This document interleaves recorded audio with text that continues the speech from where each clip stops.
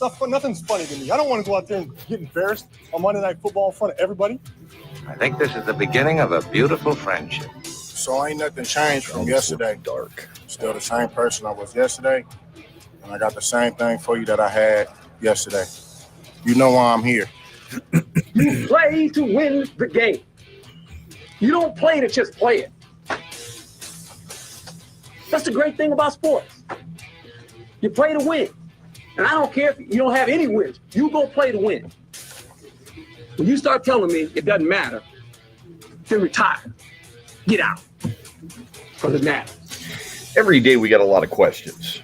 And welcome everybody on a Thursday to X's and Bros across the state of Michigan. Glad you're with us Monday through Friday, 6 until 9. Every day we have a lot of questions. One of the questions I have is why don't we learn? Specifically, why don't I learn? I don't know about you guys out there, but I don't do a lot of shopping. I can't.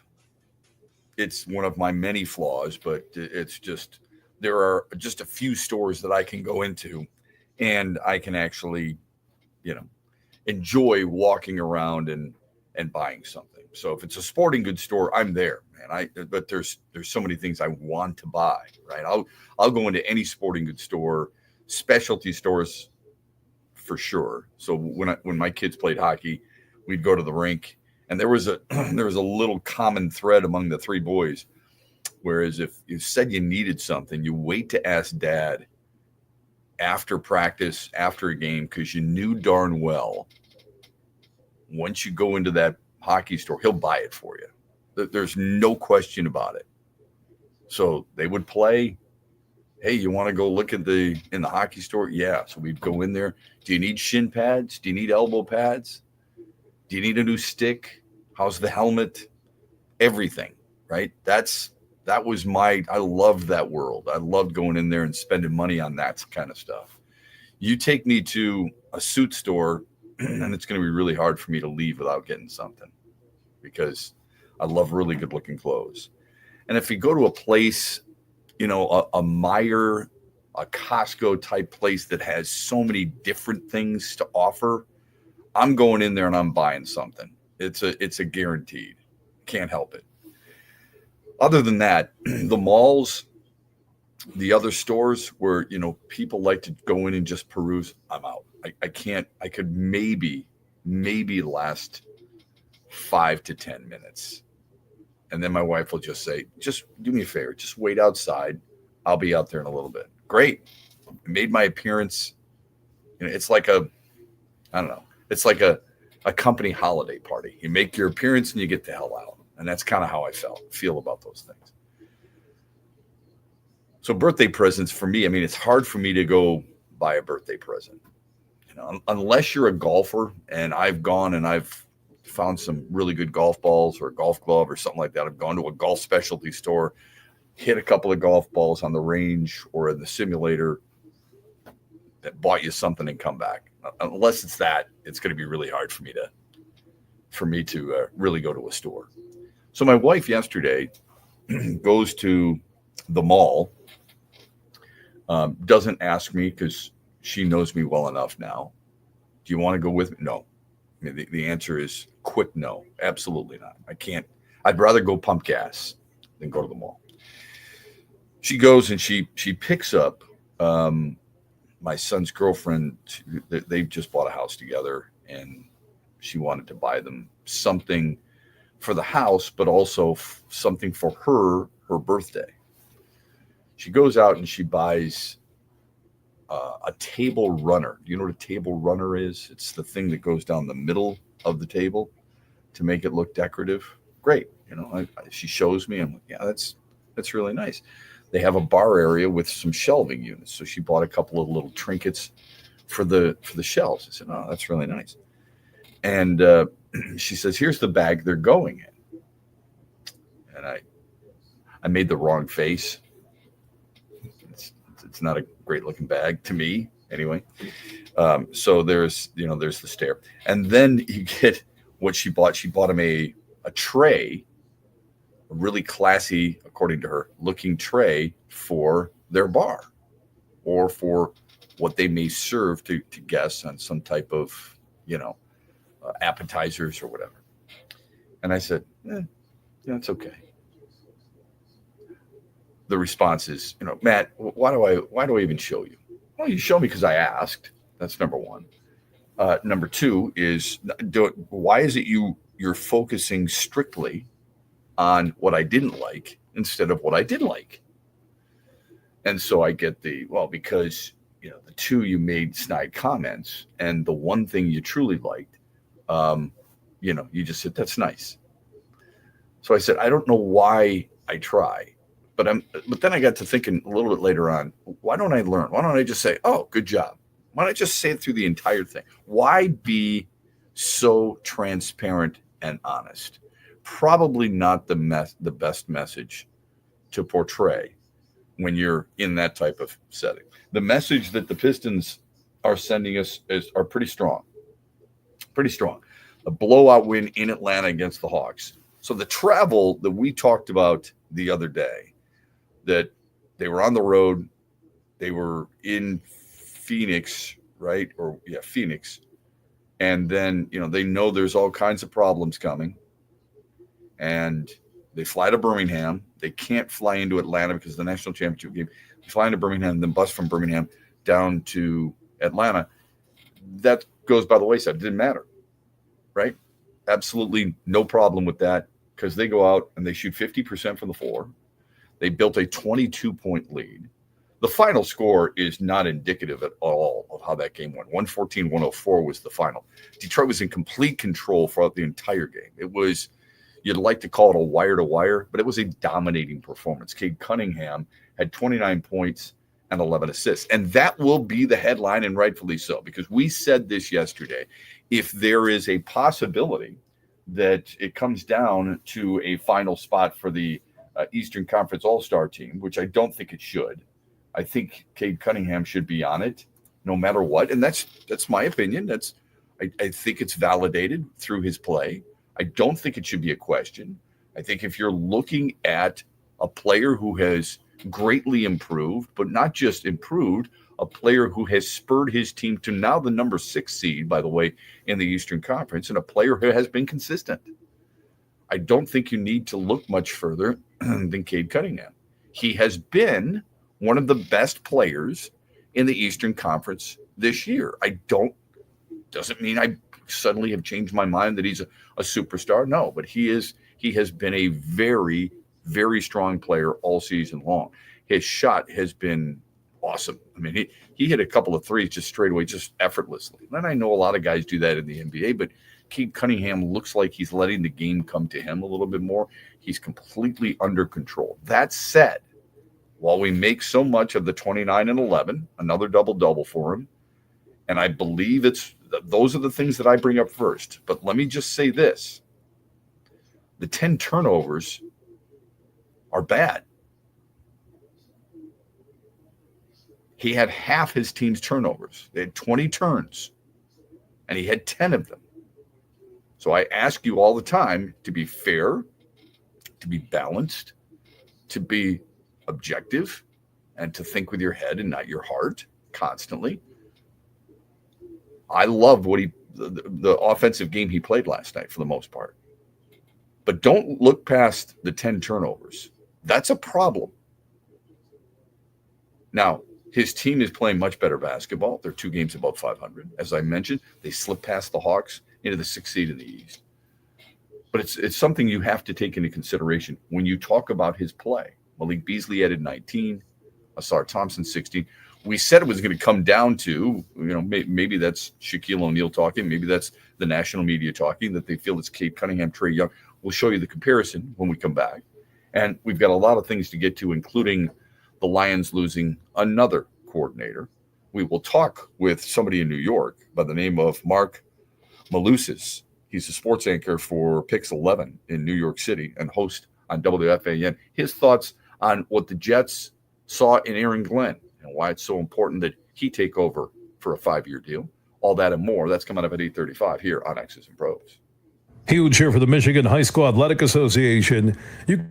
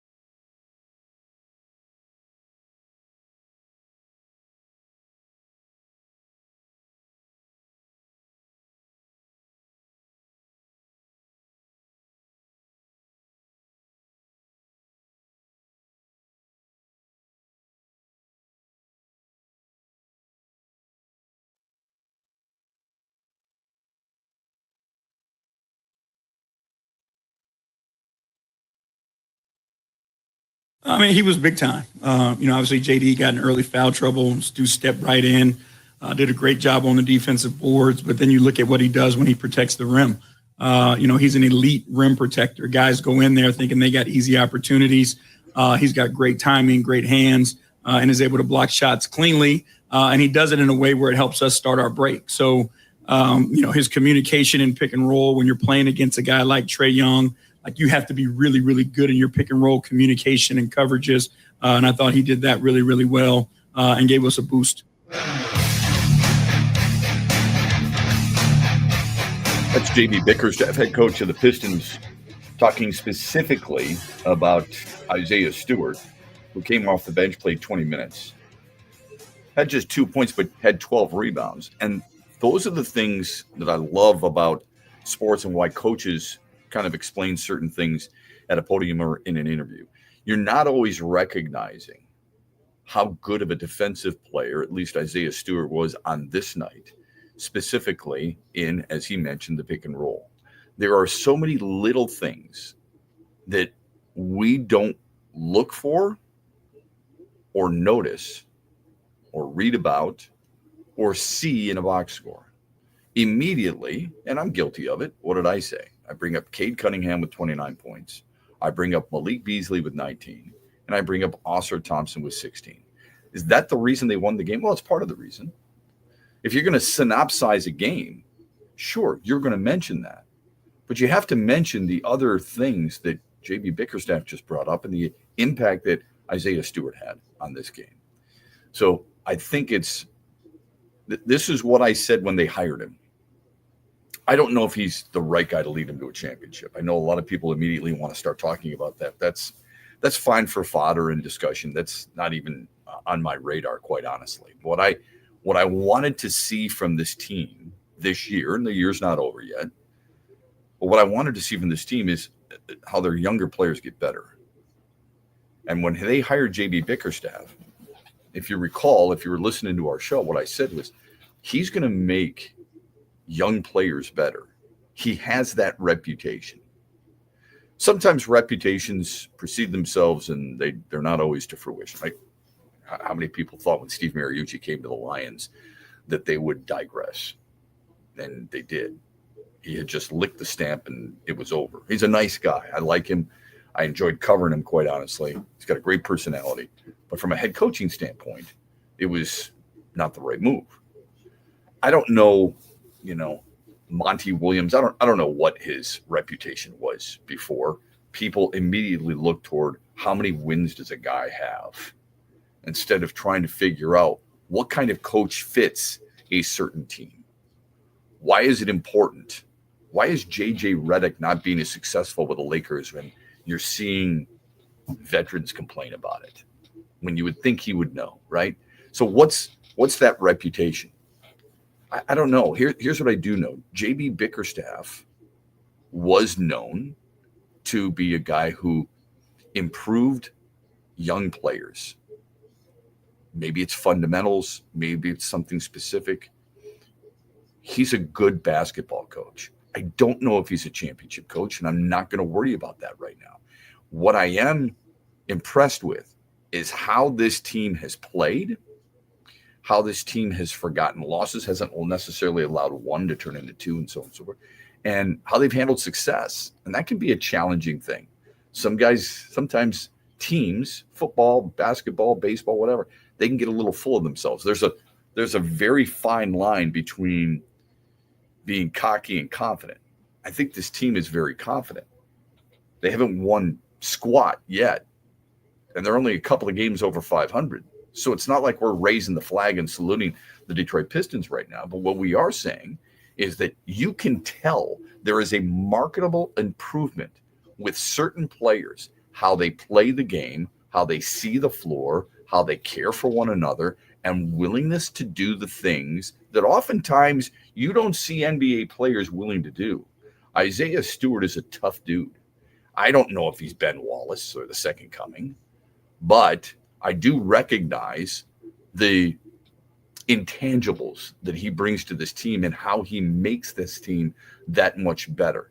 I would like to see it on a more consistent basis. I'm sure there's a lot of you who would like to see more consistency out of certain players like Jalen Duren. But there was a time when they lost Jaden Ivey. And I think there were a lot of Pistons fans going, oh, no, how are they going to handle that? And what have they done? They've done a nice job with it, right? I mean, they haven't relied on Tobias Harris as much as you thought. Every once in a while, sure. They haven't relied on Tim Hardaway quite as much, although I think Hardaway, for the most part, has been pretty good. Last night he wasn't 1 for 8, 1 for 4 from deep. Somebody had called in earlier this year wanting to see Asar Thompson as a starter. I don't think he's a starting player, but he was last night. He was really good. So will that, if it's an experiment, continue? We'll see. But Cade Cunningham has been the key to the whole thing, and I love what he's done. You had important to get guys off the bench. Malik Beasley, like, easy to say he should be the starter. And yet what they did is they put Asar Thompson in there. There was no typical guard starting unit. It was Cade Cunningham, and it would seem to be some small forwards and a big guy, right? And then you bring in Malik Beasley off the bench, and you bring in Simone Fontecchio. Both of them reach double digits. JB Bickerstaff is not necessarily married to one starting lineup. What you know you're going to get is you're going to get Tobias Harris, Tim Hardaway, you're going to get Cade Cunningham, and you're going to get Jalen Duren. Who that fifth guy is can fluctuate depending on the matchups. And I think that's the right way to go about it. And it's been proven. They've now won 12 of their last 16. They've won 7 of 8, and they've done it in impressive fashion. And I don't think it's not like Atlanta's this barometer. Okay. They're about 500 as well. That's not the point. The point is they go on the road, they win back-to-back games. It's good basketball.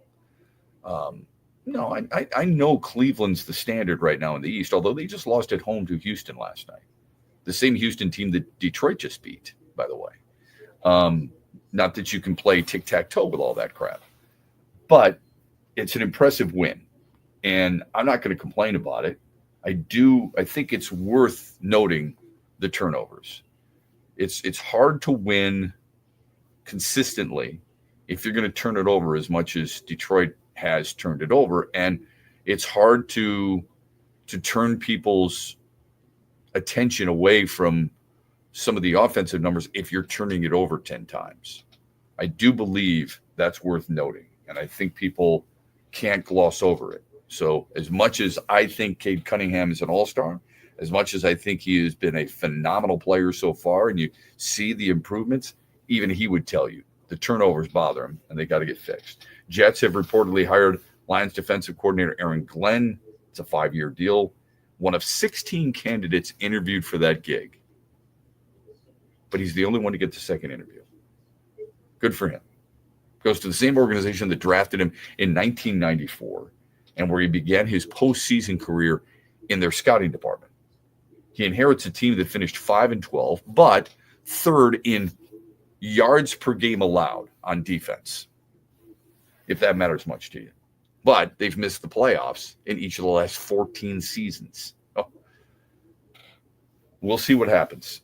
I'm rooting for him, and we're going to talk with somebody in New York about why they think it's the right fit, for example. And that person is a friend of ours. He's a sports anchor at Pix 11. And his name is Mark Malusis. He will join us at 8:35. Here's our poll question for the day. We have them for you every day. What's your hobby during the wintertime? Is it skiing? Is it bowling? Is it golf simulator? Is it other? Let us know via Twitter at XB Mornings, and we'll give you the results in the 8 o'clock hour tomorrow. I did see something yesterday in a podcast with Andre Drummond, who said something rather startling. He listed his top 5 rebounders of all time, and one name will surprise you. I want to know who some of the top basketball skill set players are of your time, or who you think they are in NBA history. We'll get to that when we return after this on X's and BrO's. At Meijer, we work hard to bring more of the good life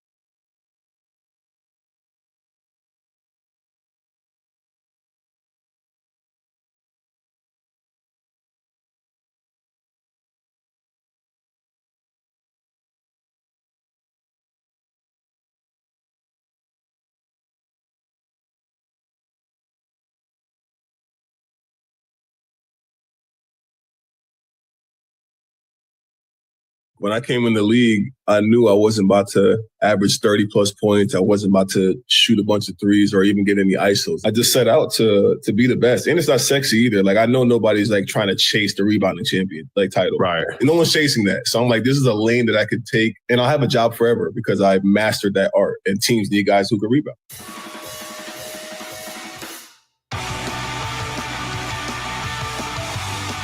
It's Andre Drummond on a podcast just yesterday, and a guy who the Pistons obviously drafted. He was out of Connecticut. He was the 9th overall pick in the 2012 NBA draft, and a very effective rebounder. I mean, his philosophy worked. I don't know if do people remember who the first overall pick was that draft? It was Anthony Davis out of Kentucky.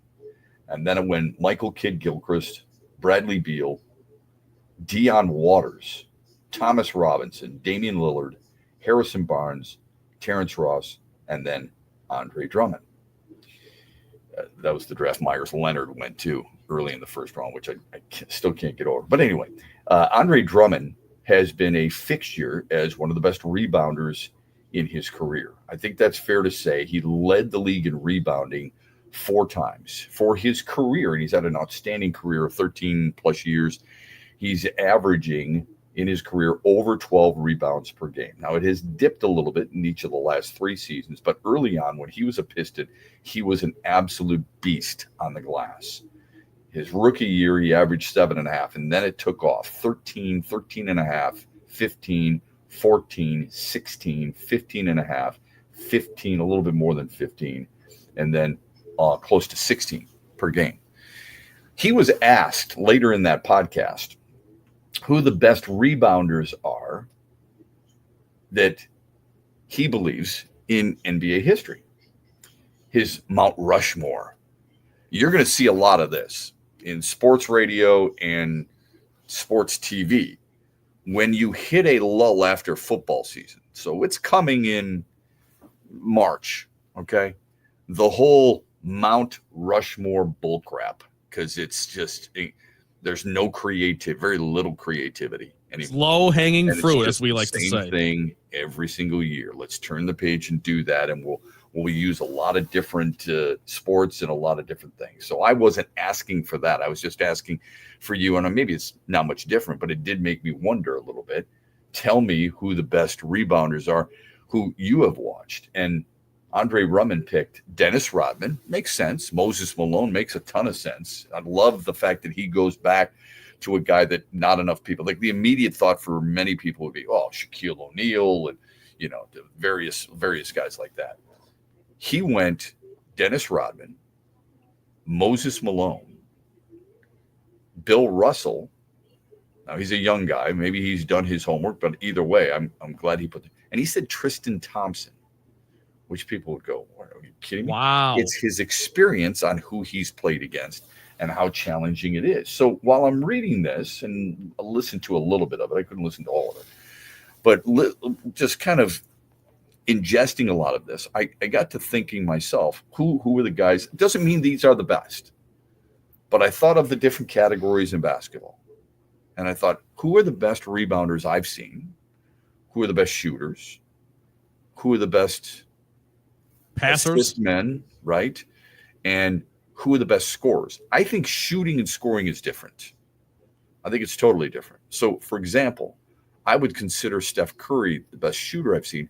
I wouldn't put him in the same category scoring-wise as Michael Jordan or a LeBron James or a Kareem Abdul-Jabbar or even a Pete Maravich, who is just amazing, simply amazing. But anyway, so I wondered about that, and I wondered if you had any thoughts. The Meyer hotline, 866-838-4843, or you can text some of the names maybe to us at Sports Radio 21,000. So here's kind of the guys I came up with.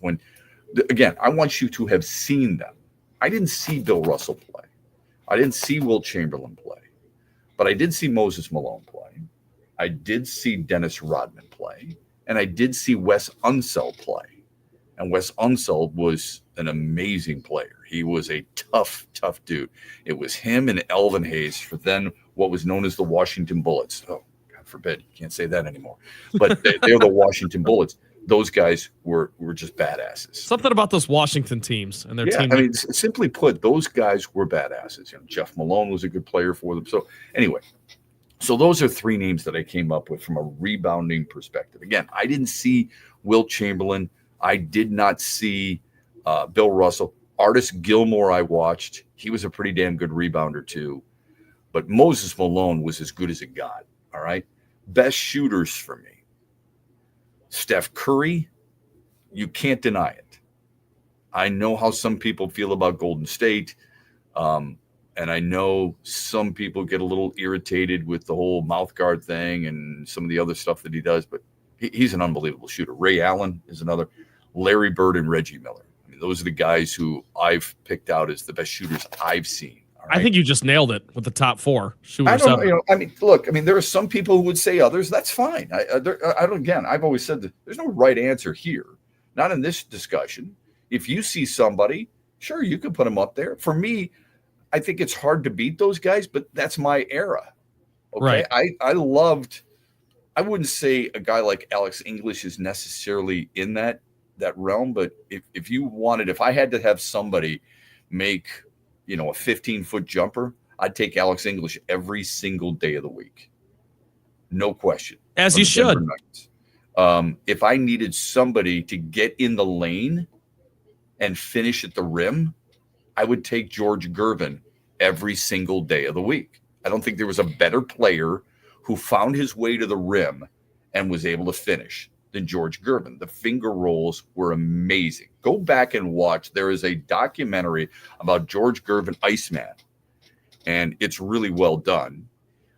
Michael Jordan talks about it. He's in it. LeBron James is in it. They're all talking about the impact that George Gervin had on their careers as they were kids and watching George Gervin. I think it's the first game I ever went to watching the Pistons play at Cobo Hall, and it was against the San Antonio Spurs. And George Gervin was playing for San Antonio, and I just marveled at him. I loved watching him play. First of all, he's a great dude. Went to Eastern Michigan. They've named the facility after him, the George Gervin Center, and just his ability to finger roll it. And this has nothing to do with me having his poster in my bedroom as one of the coolest posters of all time, sitting in a block of ice with 2 silver basketballs. It is, in my mind, the greatest poster ever. It is iconic. It's iconic. But his ability to finish, and it wasn't always right at the rim. It was sometimes he's finger rolling it just inside the free throw line. He was silky smooth. I would take him every single day at finishing, but from a shooting perspective, and it's not just, oh my gosh, Steph Curry's got the most threes. Ray Allen is second. I mean, watch Larry Bird shoot the basketball. Larry Bird does not get, I know how Detroiters feel about him. I know how Michiganders feel about him because he played for the Celtics, broke our hearts a few times, seemed like he was cocky. It's interesting. He's cocky. People don't like him. Others are cocky. For example, Anthony Edwards, and everybody loves him. But Larry Bird was an amazing player, arguably one of the top 10 players of all time for the things that he did because he was so well-rounded. He was one of those gifted passers in basketball. He was one of the better rebounders, and by far and away, one of the best shooters you have ever seen. If I needed a clutch shot, it's a fun game to play sometimes. If I needed a clutch shot, outside of maybe Michael Jordan, who would you rather have? Larry Bird is in that discussion. Whether you like him or not, he's in the discussion. There's a lot of really great players right now. I watched Shai Gilgeous-Alexander play last night, pumped in 30+, felt like he didn't play his best game. He's really fun to watch. Really like watching him. But if I had to, I mean, we're talking with the shot clock winding down, the game clock winding down, the game on the line, fourth quarter, game 7. Who do you want? I want Larry Bird. Well, and Larry Bird also, he gets brought up constantly, and rightfully so, about a guy who, if he played in this era with all the run and gun and the three-point shooting and plays that are designed to shoot the long ball, like he might have had 10,000 more points in his career. You're right. Which is insane, but I mean, that's what people say. Last night. You watched the Pistons and the Hawks play last night, right? Yep. Okay. Did you see how many threes they kept shooting? Atlanta. Yeah, it's like the focal point of their game. They shot. Well, it's the focal point of the league. It's not just Atlanta. No, that's true, but Atlanta specifically, They were a team that shot the worst percentage from three last night of the season. It's 16%. They were 6 of 30, Trent. So terrible. At what point? So I'm watching this game and I'm thinking, like, this is. I know you're a huge NBA fan. It's not that I don't like it. I do. I don't like the way it's necessarily played. Well, that league has a problem. Yes. Well, yeah. I mean, when you have players coming out saying that, not just you and me. I mean, when you've got players coming out saying there's a problem, there's a problem. But when I'm watching that game, I'm thinking to myself, first of all, this is part of the problem on why people just I couldn't watch it all the way through. When's the last time you watched a game from the start to the end? It's really hard. So I'm sitting there watching. I'm thinking, at what point do you call timeout? And you're the Atlanta coaching staff say, "Look, fellas, we're not making threes. Can we get a better two? Can we get? How about getting to the rim? The cup? How about getting to the rim a little bit? Getting to the glass? Maybe getting yourself started where you're seeing the ball go in the basket. There's something to be said about that in basketball. Watch the ball go in the hoop, and then maybe things change a little bit. How about instead of rotating it all the way around the perimeter? There was a chance last night. I mean, this happens quite a bit, I would guess, but there was a chance last night. They made some penetration. They had a shot from about 12 feet, and they kicked it out, and then they rotated all the way around the arc to the left side for a three that clanked off the iron. I know the exact play you're talking about. Why not take the 12-footer, which you should make, right? Take the 2 points and get back on defense. Instead, it's like, oh my God, I've got to hurry up. I've got to hit the 6-run homer here. So I'm going to take that big swing. And it was nauseating to watch. But anyway, Larry Bird, absolutely. That's a great point by you. The way that teams defend the three today and the focus on it, how many wide open threes, but people are just saying, go ahead, because I know you're going to miss it because they're not good enough shooters. Larry Bird will kill you in that. Just absolutely destroy any team if they're willing to give him that look. And they wouldn't give him that look because he could actually shoot the basketball. So for me, he's one of the best shooters. Passers. And this doesn't mean you're at the top of the list of assists. I'm talking about creativity. I'm talking about feeding guys where they're supposed to. Really important. When we talk about quarterbacks throwing it to wide receivers, and it can be a challenge if you're throwing it down around the knees and they can catch it, that's one thing. That makes it tough. Or throwing it on their back hip. Basketball players, you want to throw it right where the guy can catch and shoot, right? That's fundamental basketball. Who did that as well as anybody? Isaiah Thomas did that. John Stockton did that. Magic Johnson did that. And Steve Nash did that. Now, Magic Johnson, immediately everybody assumes, the fast break, the behind the back, the no-look pass, the bounce pass way up ahead, all great. But just the skill set of being able to pass and where he's throwing it to individuals. And this is not just my observation. This is doing some research on this stuff and what people always loved about Magic Johnson. Sometimes the simple pass is the best pass, but sometimes that simple pass can be screwed up too because you're throwing it in a place where the shooter has to readjust. Magic Johnson, more oftentimes than not, is giving it right where you need it to. And then when I got to scorers, the greatest scorers I've ever seen, I put in Jordan, I put in LeBron James, I put in Kobe Bryant, and I put in Kareem Abdul-Jabbar. Now, I could have put in Pete Maravich. I didn't see him as much. He was probably better in college, still owns the all-time leading for points per game in a season, which tells you something. And he didn't have the three-point shot, by the way. Pete Maravich never had the three-point shot, and yet he averaged 45 points per game at LSU. Think about that for a minute. A guy who is that skilled, who could shoot that well, if he had the three-point arc in college, think about how much he would have averaged over 50, well over 50 a game. That's how great of a shooter he was. Go back and look at some of the documentaries on Pete Maravich. It's a lot of fun. But Kareem Abdul-Jabbar had a shot nobody could ever stop and nobody's ever tried to duplicate, which is mind-blowing. But you couldn't stop it. Obviously, the patented hook shot, especially along the baseline, it was phenomenal. LeBron is just an absolute freak at 40. Look still what he's doing. Michael Jordan was an amazing player. I don't like either one of those guys. All right. I just don't. But that doesn't mean I can't admit how great they've been. And of course, Kobe Bryant. Kobe Bryant might have been, I could make the argument he's the best scorer I've ever seen. More so than Jordan, more so than LeBron James. I would take Kobe Bryant over LeBron James. I wouldn't take him over Michael Jordan.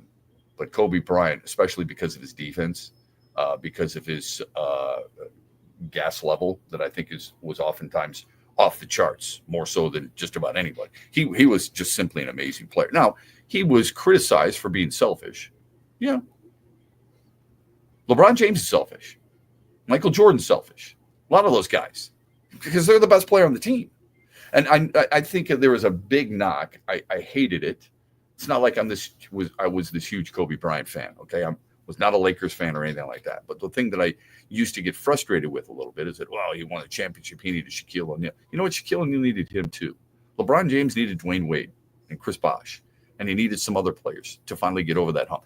Other players have had wins in championship games and rings with other great players. They needed them. When Portland won it with Bill Walton, he needed Maurice Lucas. He needed Lionel Hollins. Those guys were really good players. When Seattle won it, they needed certain guys, okay? Lonnie Shelton, Gus Williams, Jack Sikma. Those guys were all really good players. They weren't Hall of Fame players, but they were really good players. Julius Erving and Moses Malone, that's a nice combination. Magic Johnson and James Worthy and Byron Scott and Kareem Abdul-Jabbar and Michael Cooper. Those were nice combinations. Pistons needed wins with guys who were really good players. You think they win a championship? It's not one guy who's getting it done.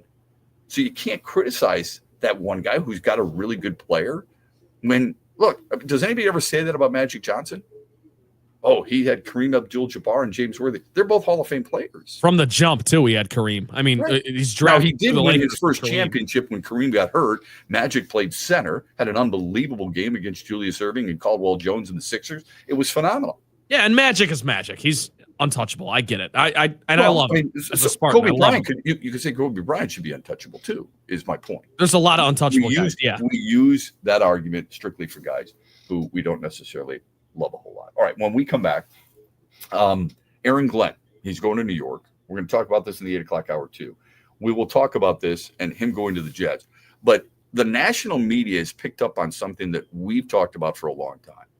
I'll explain that when we come back on X's and Bros after this. Saturday night, April 26th. Carry on.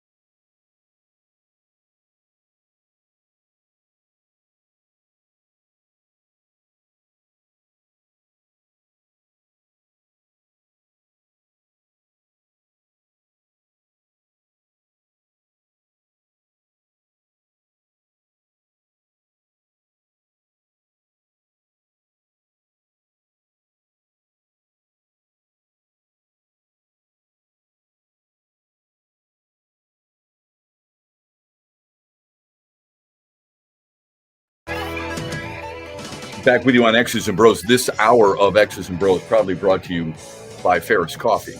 Thanks for being with us on this Thursday morning. Yesterday, we had a bit of a rant.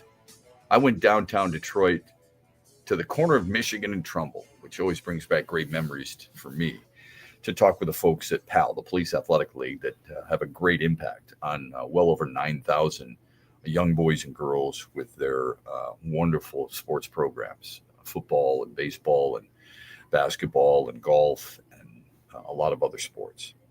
And we got to talking. Freddie Hunter runs that organization, former Michigan basketball player and native Detroiter. And we got to talking about baseball, because we're looking at the field there at the PAL grounds, which is where the Tigers used to play. And all the measurements are, all the yardage, it's all the same, okay, as it was at Great Tiger Stadium, which I continue to miss to this day. And we started talking about the Baseball Hall of Fame votes that you and I discussed yesterday, and that I kind of went on a little bit of a rant regarding it. Last night, it was a discussion, or during the day, I should say, yesterday, during the discussion on MLB Network about players going to the Hall and which players will now be on the selection committee. Their contemporary committee is what it's called. They have to narrow down names to 8, and then later on, I believe it's in late February, whittle it down to 3. There are only 3 from that contemporary committee that voted in. These are the players who have been unable in a 10-year stretch to garner enough 75% of the vote to get into Cooperstown. So these are Don Mattingly, who should be in the Hall of Fame, Curt Schilling, who should be in the Hall of Fame, and a few other names. You know, how you feel about Barry Bonds and Roger Clemens, you know, I get both sides to that. But I do think when you're looking at the contemporary committee, they're supposed to do a deep dive, which bothers me even more, because when you're voting on that player, when he's available, the deep dive from the media should be then. Last night, who did they have on? Or during the day? Jason Stark. They had the dude from New York, and they had John Paul Morosi, a friend of ours. And I don't say this because he's a friend of mine or because he's a Detroiter, lives in Ann Arbor right now. I say it because I think he's really, really smart. And I say it because I think he's really good.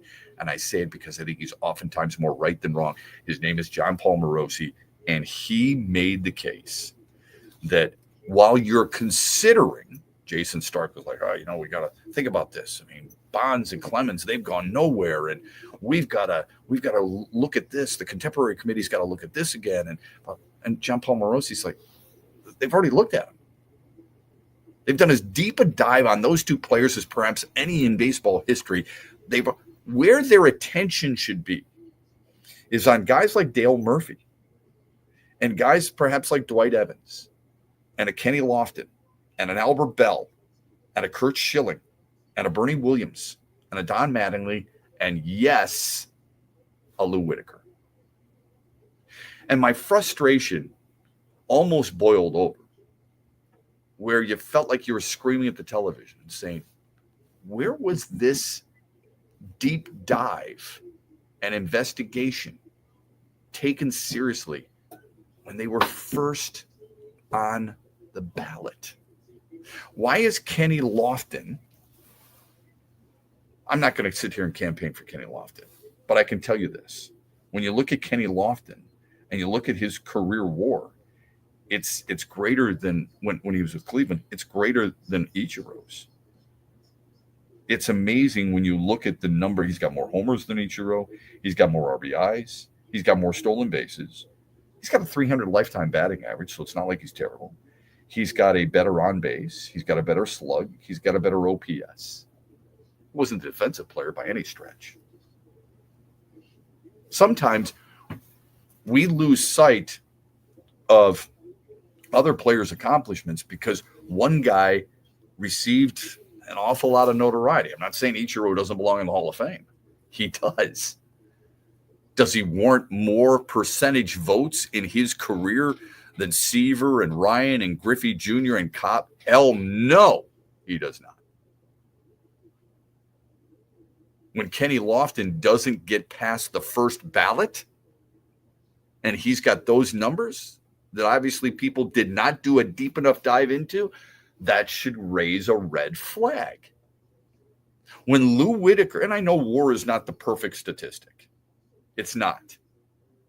You have to go more than wins above replacement. But oftentimes, the same holier-than-thou writers who are claiming they know more than you and I and are making their votes known, they are using WAR as an example. They continue to tell us it's a key statistic. If that is the case,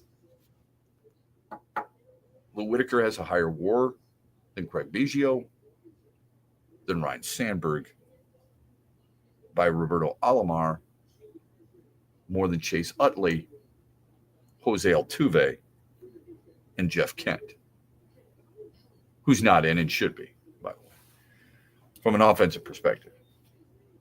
And this is what happens.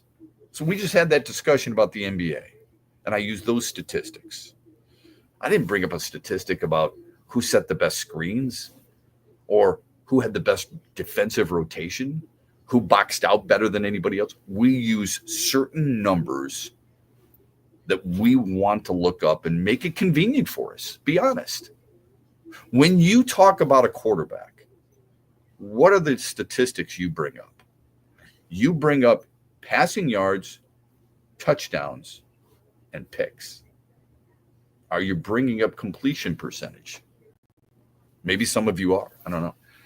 When you talk about baseball, what do you immediately go to? Because we've been programmed this way. It's been ingrained in us forever. What is it? Batting average. Batting average, right? And be honest, when's the last time you went and you said, I'm going to look at this guy's on-base percentage? Yeah, not often. I'm going to look at his OPS, on-base plus slugging, which is an important statistic. Really, Extremely. really important. Are you looking at that? No, you're not. You're looking at batting average, and then what's the second thing you look to? Homers, depending on the player. Or hits. Yeah, homers or hits. Yeah, but if I say to you, the guy's got 134 hits, can you comprehend how good that is or how bad that is, depending on when you're playing? Yeah, no, to your point, at that point, you got to take a deeper dive. Right. Homers, you can. Ooh, guy's got 30 homers. That's Power. pretty damn good, right? Power. That's what it is. That's all that it is. That's what it's about. Okay? Hockey, it's goals. Not many people are looking at assists or points. They want to know how many times are you scoring. Not if you're a defenseman. Hopefully you're looking at plus minus. But I think you understand the point, right? Yep. Basketball's the same thing. I brought it up earlier. Love Cade Cunningham, first and foremost. You always have to have that little anecdote, because then people get, what? Wait a minute. I bought his jersey and you're saying bad things about it. No. 29 points, 11 assists. He had 10 turnovers. You can't give the story about a guy and forget the ending, or forget at least that part of it. So I'm not saying WAR is the be all end all, but there are other things that would at least in his career that should at least make you go, maybe I didn't look deep enough on him, and I probably should. That's my only point. I think he should be in, but I think Mattingly should be in. There's no question Curt Schilling should be in. It's moronic to say CeCe Sabathia's in there and Curt Schilling's not. It is. It's ridiculous. All right. But this is where their credibility is gone. It's completely lost. When guys like Kenny Lofton, who have the numbers he has, and Lou Whitaker, who has the numbers he has, don't get past the first round, something is blanked up in baseball. I'm glad John Paul Morosi brought it out. My hope is others latch onto it and they recognize that they've been wrong for a long time and fix the issue. It's too bad that it's only 3, because it deserves to be more. We're back with more right after this. At Meyer, we work hard to bring more of the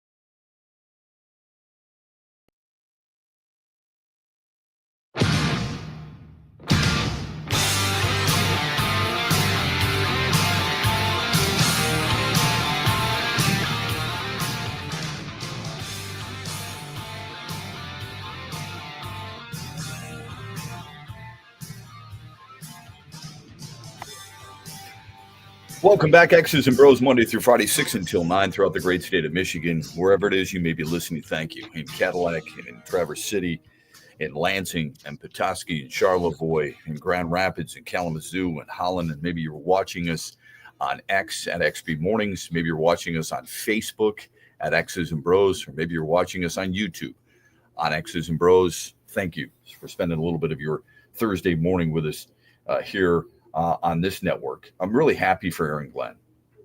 All right, I really am. I'm happy that he gets his shot because he's paid his dues. I like when people get promoted from within and given an opportunity. I like when people do it the right way. They're not just handed things. And I think Aaron Glenn is one of those guys who now gets that opportunity. New head coach, New York Jets, 5-year deal. Takes over a struggling team, doesn't have a quarterback. Many people felt like, and this was somebody asked him this yesterday, as a defensive coach, and he kind of bristled at that. And I understand why. You want to be considered a versatile coach. You don't want to be labeled. Nobody likes being labeled. Well, you're just this. You're just a talk show host. You're just a producer. You're just a sales guy, because you know you're more than that. And Aaron Glenn is more than a defensive coach. He's been asked to be the defensive coordinator under Dan Campbell. So immediately we think, well, he's a defensive guy. He also played defense in college and in the pros. So we got to remember, when you're a defensive player, when you're a defensive coach, you know as much about an offense as you do about a defense. You have to, because those are the guys you're trying to stop. So you have to understand those concepts. We all fall into that. I fall into the trap too. We all fall into just labeling these coaches as a certain kind of coach. And obviously he can affect more than just defensive players, and he's going to have to. Ben Johnson, in the meantime, took over in Chicago. And yesterday, I think it was yesterday, we brought this up. Somebody had said that Ben Johnson, they don't see Ben Johnson as an effective head coach because he's not going to be able to motivate players, which I found pretty interesting. I started to laugh a little bit about that, because what do we base that on? His sideline demeanor? Is that the only thing? I hope not.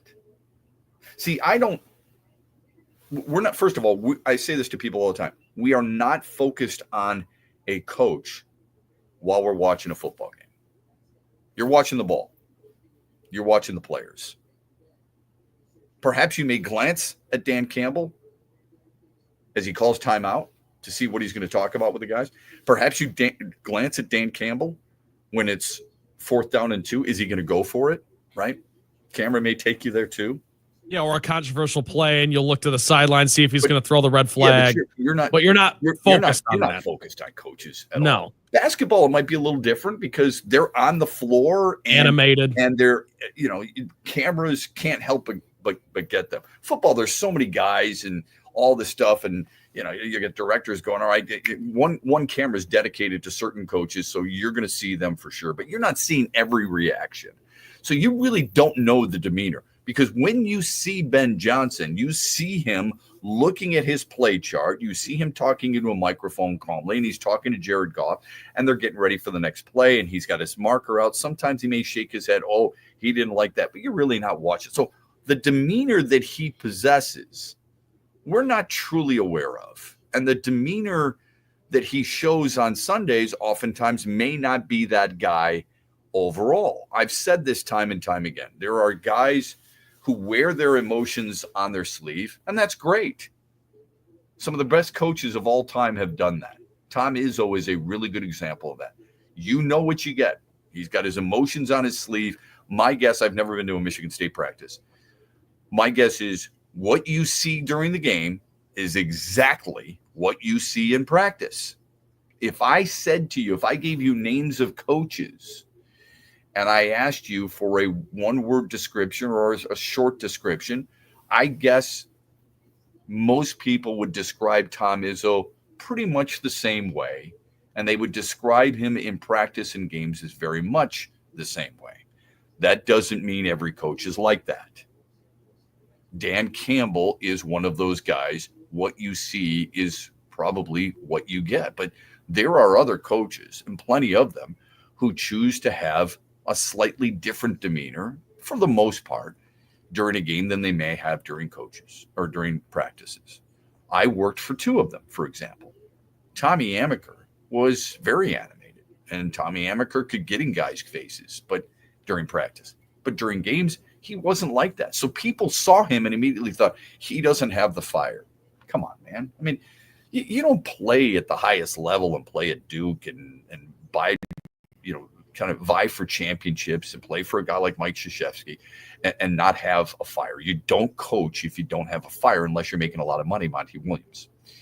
John Beilein was the same way. People saw him on occasion, he would scream, but for the most part, they see him as an under-controlled gentleman, right? During practices, I'm telling you, man, I've seen him make guys cry. You don't always know what the person is. So Ben Johnson was viewed as a guy, I'm not sure he can motivate players because he's got a quiet demeanor. Come on. We've seen plenty of coaches with quiet demeanors motivate players in a lot of different ways.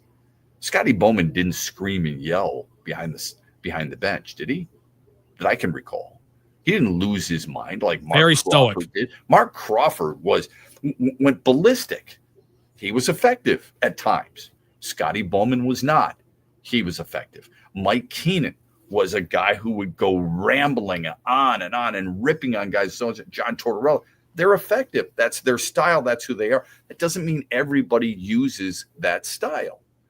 So when you see Ben Johnson, he may be different as a head coach as he was as an offensive coordinator. I don't think you change that much. But even if he's not, who says he can't motivate? Did you hear his press conference yesterday when he was introduced as the Bears head coach? He turned to his players, many of whom were there. And obviously you get excited when you get an opportunity to coach a talent like Caleb Williams. Is he going to win Offensive Rookie of the Year? No, that's going to be Jaden Daniels, and for good reason, at least I think. But Caleb Williams, you saw flashes of it, did you not? You saw that this is a guy you could understand why a team viewed his skill set as worthy of a first overall pick. He can throw it, he can run with it, and all these other things. And, up to his decision making, that's something Ben Johnson and those guys will no doubt tweak. And they'll no doubt fix the offensive line, which would make any quarterback skittish when you lead the league in quarterback sacks against. Caleb Williams, everybody assumes that's the reason he took the job. Ben Johnson has come out and said, and he said this publicly, be ready to be pushed. Be ready to be challenged. You will not win in this league. There's no doubt he picked this up from Dan Campbell. We view Dan Campbell as the kneecaps and this guy. Listen, he knows what it's like to play at the highest level. He played there for a long time, and he knows what good coaches are. He's a smart dude. Don't think because he puts a dip in and that he speaks plainly and he wears his emotion on his sleeve that he's not a smart football mind. Dan Campbell gets it. He knows how hard he can push certain players.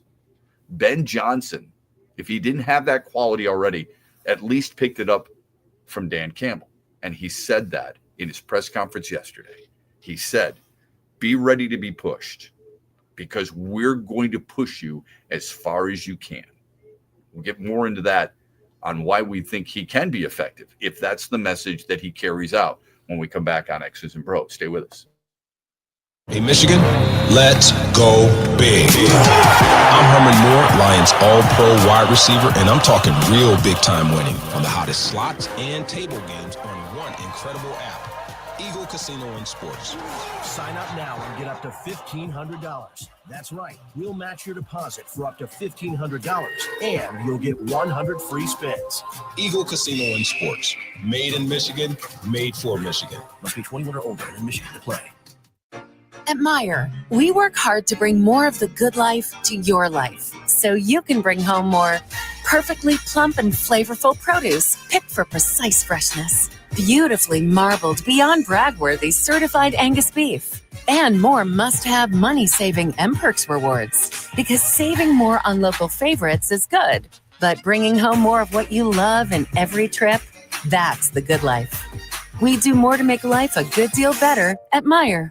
Attention Michigan fans, it isn't a Michigan game day without a Michigan-made beer. Founders Brewing Company, a proud supporter of the University of Michigan Athletics Department, has the perfect beer for you with their Michigan Pilsner. Crafted with only the best locally sourced Michigan hops and the highest quality ingredients to deliver a smooth, crisp taste. Upgrade your game day traditions with their easy drinking Michigan Pilsner. Founders Brewing Company, proud sponsor of Michigan Athletics. Welcome to Craft.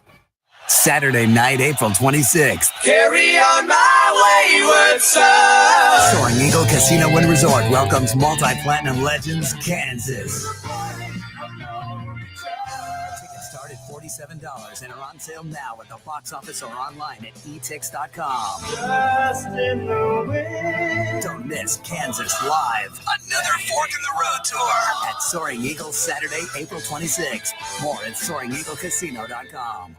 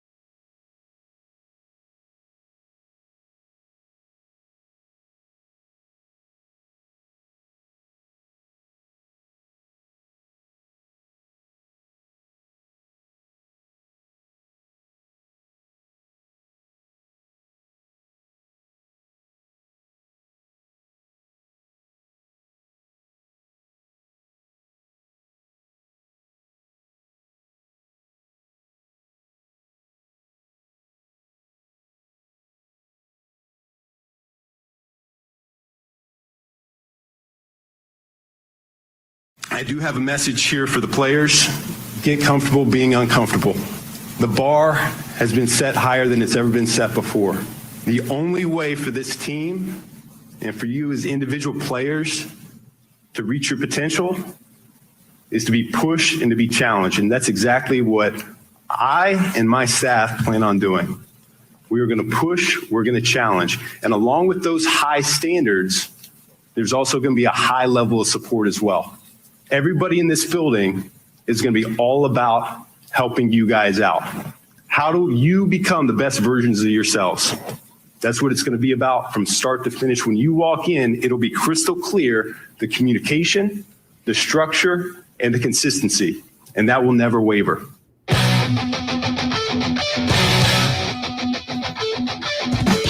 That's Ben Johnson in his press conference with the Chicago Bears. People talk about winning press conferences. Most will say it's a great start because it's a first impression.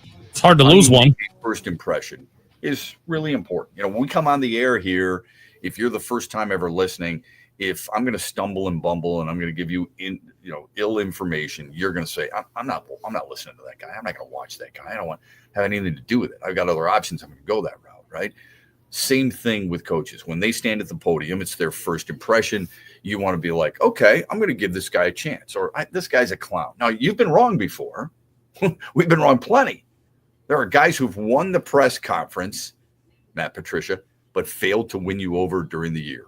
There's guys who may have lost the press conference, Dan Campbell, but won you over during the year.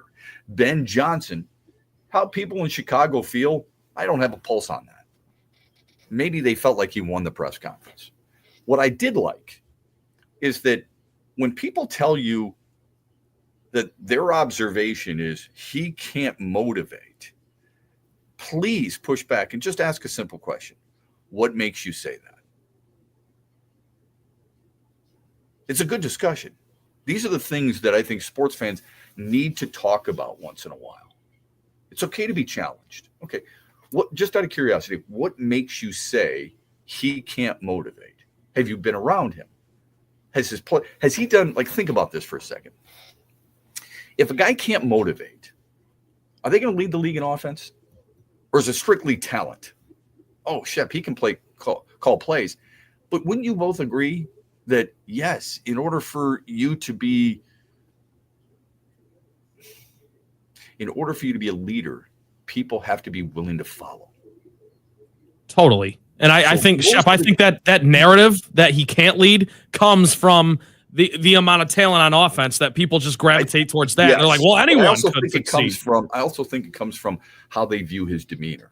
Sure. Think of all the players on that offense. Let's just look at them. Was Taylor Decker a leader at Ohio State? Yeah. Graham Glasgow at Michigan? Absolutely. Frank Ragnow at Arkansas? Yes. Was Kevin Zeitler a leader at Wisconsin? Absolutely. I'd assume. Penei Sewell, a leader at Oregon? Hell yeah. You don't think Jared Goff was a leader at Cal? Or guys like Jahmyr Gibbs was at least one of the leaders at Alabama?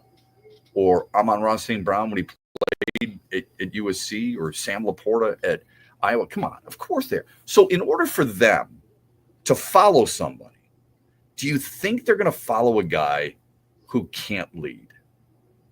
Do you think those guys are going to buy in every single week for the last few years and say, this is going to make us successful if they're not motivated by a dude? Think about it for a minute. That doesn't make any sense. I'm not saying that he's the rah-rah guy and I'm going to run through a brick wall and every guy's going to do that. But not every coach in every sport has done that either. But don't you think that's just it, Shep? Is it's juxtaposed with Dan Campbell, so people just say, well, he's not a motivator because Dan Campbell's so. Let me ask you this: why haven't they said that about Aaron Glenn? I don't know, Shep. I'm just saying. I think Dan Campbell is so far on one end of the spectrum that. What's his demeanor? What's Aaron Glenn's demeanor on the sideline? I think he's pretty cool, but he's animated at times, but he's pretty cool. He is. Ben Johnson can be animated too. And by the way, both men could be much more animated than we see. And that's why I started this conversation by letting everybody know we're not seeing every reaction they have. And we are sure not watching every reaction when we're going to a game. Especially you were football. At the playoff game. You watched them lose to Washington. Tell me how many times you and your brother went, hey, man, you watch this play. I just want to watch Aaron Glenn's reaction. Okay, go ahead. Ready? All right. Yeah, we'll talk right after. That never happened. You're watching Jaden Daniels throw the ball, carve up the defense. You're getting pissed. And then every once in a while you make it. Right? I mean, it's true. That's the way it's 100%. Yeah. Spot on.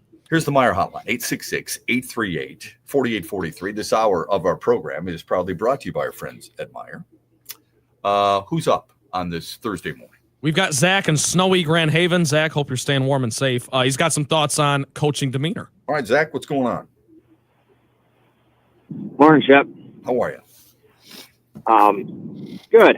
So my buddies had texted me, obviously, when Ben Johnson left, and again when Aaron Glenn left, and they had the same kind of thought. One of them called me and said, I just don't see them being successful. And I said, well, what do you mean by that? And they're like, well, I just don't seem like there's any fire there. And I said, to me, I told them, I said, for one, both of them are very successful because of what they've done with the Lions along with Dan Campbell. But I said, you got to remember, everybody's not going to be like a Pete Carroll during a game where he's sprinting up and down the sidelines or, that has that type of emotion. And I said, what do you measure? How do you know that? And I said, back in, I can't remember how long, it's been a long time, 2012 now, I went to a Michigan State football practice, when my brother had cancer and stuff as part of his Make-A-Wish. And it was one of the most intense things I've ever seen, practices, because you're preparing. And that's a point that Dan Campbell made. He said, it's not just about game days. These guys are getting their butts kicked all week long just to get their butts kicked again on Sunday afternoon. Right. And I said, the demeanor means nothing. I said, so how do you make of Andy Reid? What do you think about him or Mark D'Antonio or right. Bill Belichick? Right. And I said, these coaches know exactly what they're doing, and they might show different emotion more than others on game days. Mm-hmm. But I said, in that practice facility, Dan Campbell doesn't lose his voice just because of Sunday. He loses his voice because of the week. Yeah. Boy, that's so well said. That is really well said. Yeah. Did you change their mind at all? Yeah, well, he's just like, well, I'm just not seeing it. He's like, I just don't think Ben Johnson is going to do a great job. And I said, we're going to watch. Yeah. And your point to the Aaron Glenn about the defensive coordinator, defensive mindset, and you said it perfect too. Like, they have to understand offenses. You can't tell me that the knowledge that Aaron Glenn has gained from Ben Johnson and Dan Campbell when he goes to the New York Jets isn't going to be put into place at some point. Some of it. Yeah. And yeah, you're just to see him leave. Yeah, your response is excellent. It's better than a lot of talk show hosts have put out there, and I hope your friends are listening. It doesn't mean you're right, by the way. It doesn't mean that I'm right either. You know that. Right. Yeah. But when we have this perception, there's so many perceptions that we have about people in general or teams or players that we could not be more wrong about, right? Who is one of the more emotional coaches of all time? Bobby Knight, right? In college basketball. Yep. Super emotional, right? Yep. Does that make him a better coach than Dean Smith? Not necessarily. No. They're both Hall of Fame coaches. They just went about it differently. It doesn't mean that that's the way it has to be. You don't have to stomp and jump up and down and scream to be totally effective. And I wonder what people, I would love to talk to your friends and ask them this. What characteristics do you feel need to be witnessed on the sidelines in order for you to be convinced he's a motivator? How are you motivating people? Right. So are you a father, Zach? I did. Okay. If you're a father, are you? No, not yet. If you're a coach or whatever with kids, are you motivating every kid the same way? Probably not. It doesn't mean every coach is the same way. I think it's a great piece of advice. I'm glad you called and I'm glad you said that. I would love to know from your friends who they consider to be the best motivators. and then tell me. I have one more point, Shepard. Yeah, fire away. Really quick. Yeah, go. My last point that I told them when they asked me if I was upset about them leaving, and I said, no, I don't sad to see them leave because I like them and I like the Detroit, the culture, what they have there. But I said, you have to understand this. When coaches are successful, they get new jobs, they get promoted, or you get fired because you're not great. So they're moving on because they've been successful. So yeah, I would hope, and thank you. What a great call. I would hope Detroit Lions fans would be really proud that their coordinators are both gone. I know that sounds weird. I had a buddy the other day say to me, I don't understand why either one of them would want to leave. And I started laughing. And he said, what's so funny? I said, I don't understand. What do you mean? They worked their whole lives for this. This is the pinnacle of your career. Do you not want to be the very top of what you do? I do. I mean, I'm never going to get this chance, but my goal was I wanted to do Monday Night Football. Okay. I mean, why wouldn't you have goals? Aaron Glenn and Ben Johnson, do you think they got into coaching just to be an analyst? No. Or do you think their goal was, you know what I want to do? I really want to be the special teams coordinator. That's my hope. My hope is that I'm going to be a defensive assistant. If it is, I don't want them on my frickin' staff. I want guys who aspire to do something, eventually go. I don't care what job you're. I hope Trent becomes a talk show host next week. I do. I mean, that'd be sweet. Go do it. Okay, if that's your goal, go do it. But you've got to take the right route to do it. Who knows what the right route is, right? Especially in the National Football League. There are so many different ways you can get to a head coach, but generally now, they want you to be able to take over some type of unit. You want to be able to coordinate offense or defense or be something along those lines where you've got that responsibility. Maybe you're an assistant head coach and you get the chance. You're an assistant head coach, but you're focused on the running backs, okay? You're an assistant offensive coordinator, Scotty Montgomery, but you're focused on the running backs. Okay. Yeah, that was Dan Campbell in New Orleans, right? He was the tight ends and associate head coach. There you go. Right. And same thing, I think, in Miami when he's an interim. Those are the things that oftentimes they look for. But why wouldn't you say, you know what? This guy got so good that somebody had to take him. That's how you build coaching trees. It's fantastic. Much lesser extent, but I remember when I coached kids in grade school, I used to tell other members of the staff, it does not matter whether we win a championship. I want to win. Don't get me wrong. Absolutely. That's what we're pushing for. What the most important thing for us is to make sure when our kids go to high school, those kids are being told you were coached well. It's the next step in their careers. The next step for Aaron Glenn and Ben Johnson is to be a head coach. They may not succeed, okay? Coaches are always hired to be fired. We all know that. At some point, Dan Campbell's going to get fired. I mean, hell, Bill Belichick got fired. Think about that. More Super Bowls than anybody. He got fired. Don Shula, fired. Tom Landry, fired.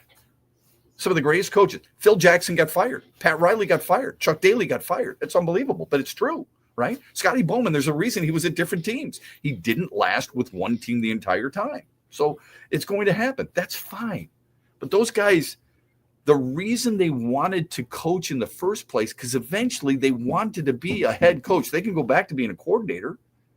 We've seen it time and time again. There's a guy calling plays for Washington this weekend against Philadelphia who was a head coach. He didn't make it. He's now an OC. And look at the type of reward that he's getting. He might get another shot. And Shep, furthermore, these guys, ego's the wrong word, but these guys get to go in and take over a terrible situation. 90% of coaching openings are because guys got fired, right? So you're going in and taking over. You're building it in your image. You believe you can do that, and you want to do that. And that's what Aaron Glenn and Ben Johnson are going to do. And yes, they're taking little scraps of things they learned from Dan Campbell, and they're going to build it in their own image. I think that's what they're thinking. Yeah, they're taking big stuff that they learned here in Detroit. This has been the most influential experience of their careers. They learned more as coordinators here in Detroit than any other coaching staff. maybe, just maybe, this would be a good question for Aaron Glenn. Did you learn more as a player, or did you learn more as a coordinator? It all helps one another. This scouting experience, when he first left the NFL after more than a decade of high-level play and went to the Jets, him being in the scouting department, that helped him. There's no doubt it helped him. Every step along the way has helped them. And now, as head coaches, they get that opportunity to implement all that knowledge and help other people along the way. That's the hope, right? That's part of your responsibility as a head coach. You got to win. You got to develop players. You're hoping you develop staff. Dan Campbell should be ready for that. It's kind of like an athletic director at a mid-major. If you're the AD at Bowling Green and you lose Urban Meyer to Utah, and then you're the AD at Utah and you lose Urban Meyer to Florida, you're not happy about it, but you're proud of it. You know what? Our guy was so good, he went to a bigger program. Again, you're not happy about it. You'd like him to stay because he's really good, but there's only so many Tom Amstutses in this world. He was the head coach at Toledo and stayed there forever. He was called Toledo Tom. So when you get a chance to move on, you say to future coaches, hey, come here, look at what's happened. Look at our coaching tree at Toledo. Look at who has left. Matt Campbell's now at Iowa State. All right? There were other coaches who've left for bigger jobs too. That's a feather in your cap. You should be proud. Dan Campbell should be really proud, and I think he is, of the coaches that he originally selected, helped them with their careers, and eventually are now that head coach. Chris Creighton should be really happy and really proud at Eastern Michigan. You know why? Because Kalen DeBoer was his offensive coordinator. And Kalen DeBoer eventually coached at a national championship game and is now at Alabama. That should be a feather in your cap. It'd be something we as Detroit Lions fans should brag about, not be upset about. When we come back, how upset is Trent after his daily wager bet last night? We'll get to the final results of our poll question and a reminder at 8:35. Speaking of Aaron Glenn, who I'm really happy for, he is going to be talking to us, or we're going to talk about him, I should say, with Mark Malusis. He covers the Jets as a sports anchor and talk show host in New York City. He joins us at 8:35 here on X's and Bros. Huge here for the Michigan High School Athletic Association. You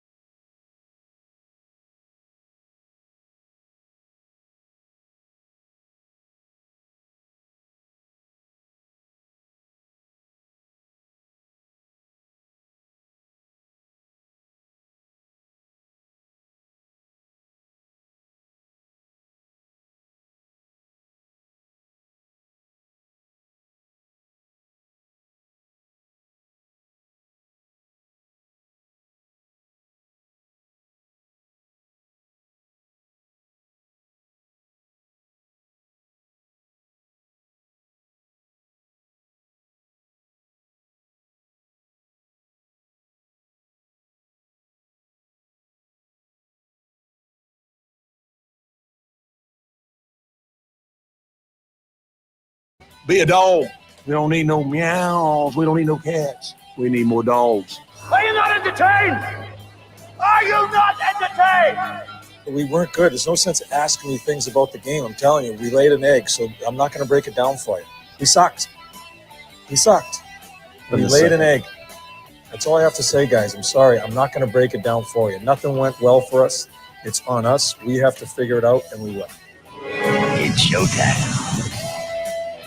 Final hour here on X's and Bros. Sometimes I get a little bit too wrapped up in these baseball discussions. John Hyman of MLB Network. You get guys like Jason Stark. They are, they got their panties in a bunch over Ichiro not getting that final vote. And my response to them, not that they care who I am or what, my response to them is, how come you weren't pissed off when Ken Griffey Jr. didn't get the extra 3 votes? What has happened? Suddenly, you know what? Twitter and X are out, so here's what I'm going to do. I'm going to tell everybody, damn it, somebody show their face because you didn't vote for each. Hey, let me ask you some question, John. Are you showing your face for all the times that you were wrong about not voting for a specific player? Hell no. Where was this angst when you weren't voting for Mike Schmidt or George Brett or Nolan Ryan or Tom Seaver? Guys who are obvious Hall of Famers. Where was it? How about Derek Jeter? Let's just go recently, all right? Let's go Derek Jeter. Although Griffey Jr. is pretty recent. How about that? There's this whole, I'm going to be holier than thou. This is what I mean about the baseball writers. I've told you guys about this. And it's showcasing itself right now. I mean, the conversation on MLB Network yesterday of, this contemporary committee, we've got to deal with, Barry Bonds and Roger Clemens. And the only sane person on the damn stage was John Paul Morosi going, wait a minute, Jason, hold on. What are you talking about? We've had those discussions. Right. Those guys had a runway of a long runway. What about the guys who didn't have the long runway? Because there were, John didn't say this, but I'll say it, there were too many lazy people not paying attention to what these guys were doing. Where is that? It's gone. It's absent. It's not there. I'll tell you why. Because then they have to go, ooh, you know what? Maybe I made a mistake. Maybe I didn't do my homework. Maybe I didn't do my due diligence. See, I expect everybody else to do it. I want to know who didn't vote for Ichiro. You know what I want to know, John? I want to know if you voted for certain players on their first ballot. And then I can ridicule you, okay? Since you were probably wrong about that. How many people are really looking deep? Like Bobby Grich, I brought him up yesterday. A really good player. I don't know if he's a Hall of Fame player, you guys, because you know why? Because it's been watered down. Every Hall of Fame has been. It's been watered down. We feel like it's really important. We let our emotions and our feelings get in the way. We do. It's really hard not to. Everybody does it. Trent does it. I do it. Everybody does it. All the time. All the time. Right? Well, when you're voting in a Hall of Fame, damn it, you better put those aside. Otherwise, take your damn vote away.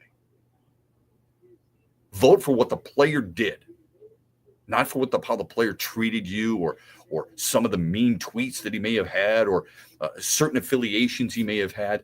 Be smart. It's a huge deal to have a Hall of Fame vote, for crying out loud. You have a Hall of Fame vote. You decide partially who goes into this Hall of Fame.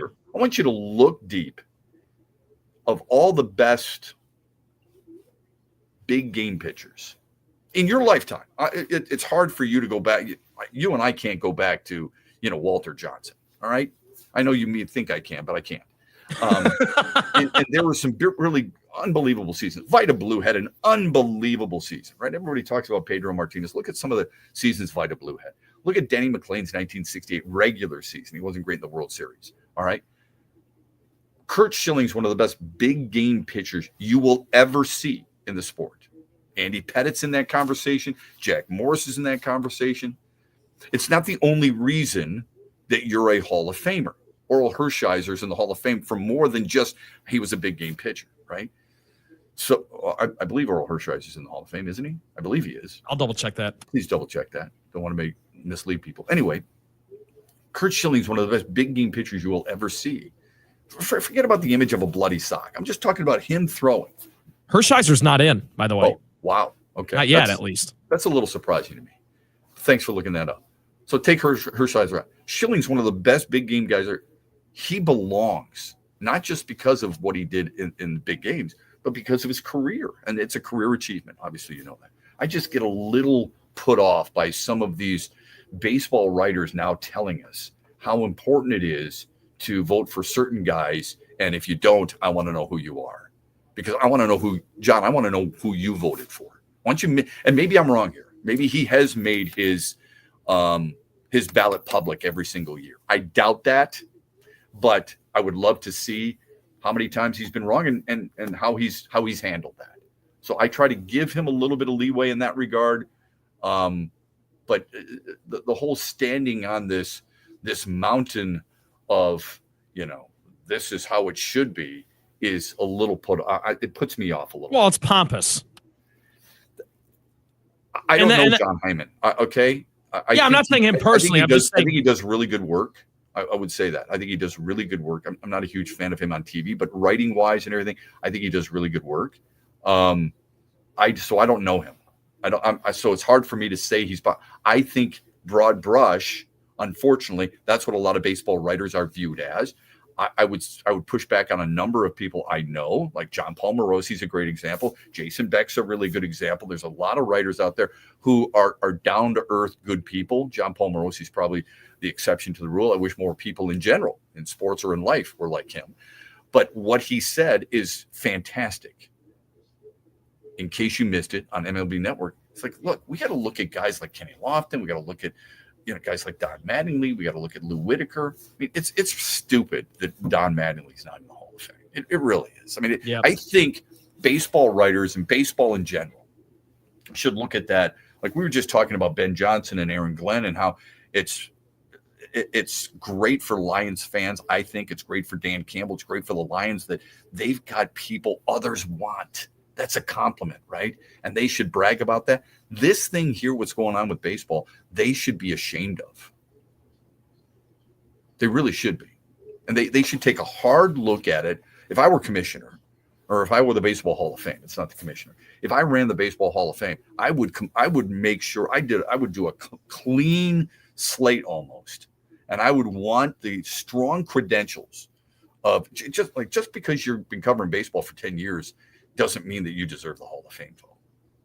I want the strong credentials of people. If this is the Holy Grail, and it is, then you've got to be more selective on the people who are voting for those who are representing the greatest of your sport.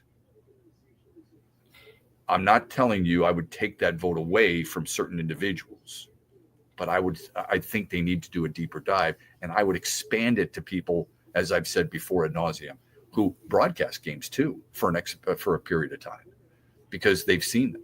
They're watching it more than the writers are. Yeah, that's the what broadcasters have been to every ballpark. They're watching every single player. Yeah, most of them. My example has always been, Vin Scully, Ernie Harwell, Bob Uecker. Those guys know baseball way better. Who saw more games and more players and talked with more coaches and more players than those guys. Bingo. Nobody. There's nobody. So they absolutely Tom Hamilton is going to be a Hall of Fame play-by-play voice for the Cleveland Indians / Guardians. I would trust him with a Hall of Fame vote. And before they say, yeah, but you know what? Those guys work for the team and all this. Oh, come on. I mean, there's so many writers these days that are so close to members of the front office and with the coaching staff and stuff that they make sure that you don't think that's being pumped out by the team. You don't think the team's making a phone call going, hey, man, we've got this, or we want to give you this breaking news. Could you write something? Absolutely, I'll take it. You don't think that happens? Don't be naive, please. Totally. That's ridiculous. All right, we got to hit a break. When we come back, the results from yesterday's poll question and the daily wager, plus a guest at 8:35 to talk about how Aaron Glenn fits in with the Jets. He'll join us from New York after a little bit. At Meijer, we work hard to bring more of the good life to your life so you can bring home more perfectly plump and flavorful produce picked for precise freshness. Beautifully marbled beyond brag-worthy certified Angus beef. and more must-have money.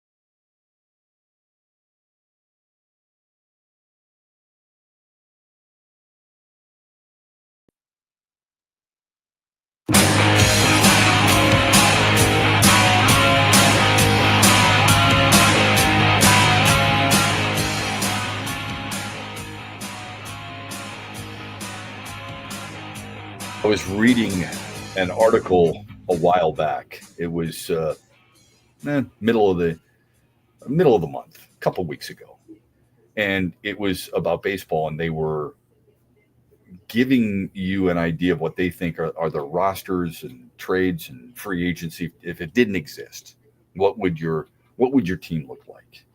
And then some of the positives and the negatives, playoff odds, who their regulars were, and then one of their handicaps. What is the biggest problem with the team?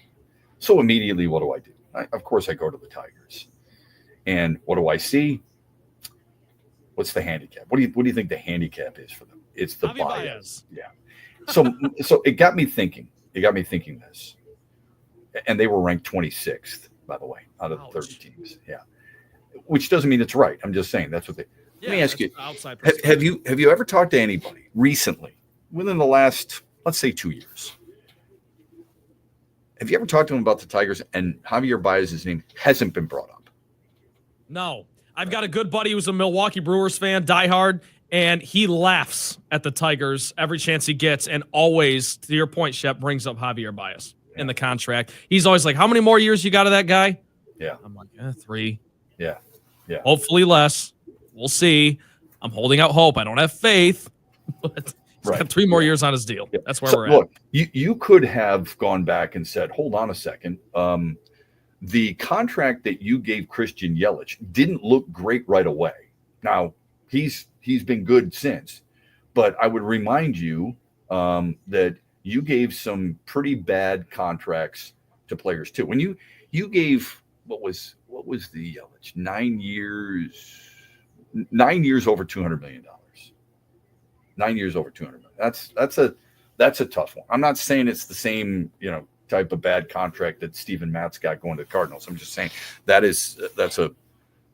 you could make the argument that's not a great contract either. Although he had 188 guaranteed, by the way, 188 million guaranteed. But at least he's playing, and at least he's performing. At least he's playing good enough to be in the lineup every day, whereas Detroit is not. All right, let's get to a couple of texts, and then we'll get to our daily wager, and we'll get to the final results of the poll question from yesterday. So fire away with the text. This text says, hey, Shep, just curious your thoughts on the empty coordinator positions for the Lions. Would you rather have them hire somebody from the inside or get someone from a different team? I see advantages with both, but I'm curious what your thoughts are. Same thing here. Very good question. I don't know Kelvin Shepard. If Robert Saleh wanted to come home and be the defensive coordinator for the Detroit Lions, I would do that in a second. I'd do it in a minute. Second, minute, whatever. Yeah, absolutely. I'm not sure about the OC. There is belief that Hank Fraley, the offensive line coach, is going to go with Ben Johnson to Chicago and be their OC. I don't think you keep an O-line coach and make an OC just for the sake of keeping him. They've got to be, really good play callers. I don't know how comfortable I would feel with that. Dan Campbell has a better feel for that than all I know defensively, though. I'd love to take a guy like Robert Saleh. Although if Kelvin Shepard is ready, let's remind everybody. I mean, these guys are, if they're making that proper step, like Ben Johnson, who would have thought? Dan Campbell can recognize it. I trust him. But that's the first name that came to my mind when it comes to defensive coordinator anyway. Next text. This one is a bit more contentious. It says, you knew Sewell was a leader? He sat his whole last year in college for the NFL draft. No one knew he was a leader. Well, what I said was, do you not think he was a leader at Oregon? And I think most people would say absolutely. All right. So I don't know if I didn't cover him at Oregon. My thought process is this. When you're that impact of a player, you go that high in the draft, you're widely viewed as the best tackle in football. Fair or unfair, the belief is that he was a pretty effective leader in college. Maybe not right away, but I think in college, I think that's a fair assumption. Not every great player is a great leader. I've said that time and time again, okay? So I could be wrong there. So I think that's a fair criticism of me, no doubt about it. Let's get to one more text, and then we've got to hit the final results of the poll question. Well, this is in response to our poll question a little bit. They're talking about yesterday's poll question. They say if the Pistons don't finish with more wins than the Red Wings this year, it's a failure. If the Pistons don't finish with more wins than the Red Wings. Okay. Before, just out of curiosity, before the season began, who did you think was further along? The Wings. Yeah, me too. Yep, because the Wings were within a game last year making the playoffs, and given how that went, and we know what happened with the Pistons. So, yeah, it was the Red Wings coming into this year. Yeah. Much further along, actually. Which would then beg this question: Why do we think it would have been a failure that it's more Pistons wins than Red Wings wins? Yeah, I don't want to speak for the texter, but I think where they're coming from here is given where we're at now, the here and now, like the Pistons do currently have a couple more wins than the Wings do, and right, the trajectory there. I get where the texter's coming from. I don't know if I necessarily agree that it would be a failure if the Wings win 46 games and the Pistons only win 44. I mean, I still think that'd be a massive success for the Pistons given where they were last year. But interesting perspective.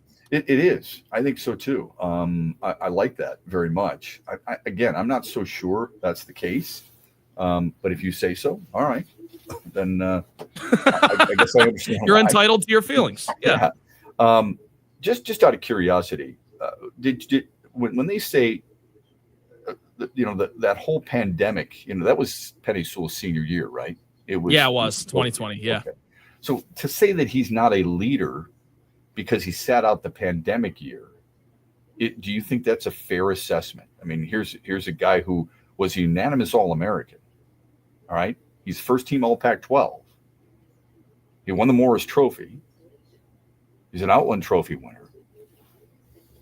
He sits out the COVID year. Is that fair to say that he bailed on his team, or he's? I don't think so, especially in football. There were so many questions, so many toss-ups, and it's a we know it's a violent sport. So if you are projected like Penei Sewell to go top 10, why wouldn't you sit out when there's so much up in the air and you're like, okay, I can just prepare for the draft. I can get myself ready here. Yeah, that's not what I'm referring to. It's hard to put yourself back in that. We all know it's a violent sport, and you get a chance to miss out. That's not the point. I was using COVID. Yeah, at that time he sat out because it's a violent sport and he wanted to be a first-round pick. Then the texture is 100% right. Stop with that. I'm talking about he sat out because it's a COVID year. Uncertainty, yeah. There's plenty of uncertainty there. I think therein lies that's slightly different. I think. Yeah, I'll agree with that. I'm sorry, as a sophomore, when you have all those accolades, when you're a first-team All-American, I've already said all that stuff, and help the top-graded offense. I don't know, man. I wouldn't say that I would knock him for sitting out the COVID year, saying that he's not a good leader. All right, real quick, the final results of the poll question. Go ahead. Pistons. We asked which team finishes with more wins this season, Pistons or Wings. 71% say the Pistons, who got their 23rd win last night. And did you get the daily wager last night? I did. I took Pistons money line. They were 3-point dogs in Atlanta, and we know what happened. What do you got tonight? Wings, Canadians over 6 goals. I think we see a shootout. Wings win it. All right, when we come back, we'll talk Aaron Glenn in New York with somebody who knows the Jets well. Stay with us. Huge here for the Michigan High School Athletic Association.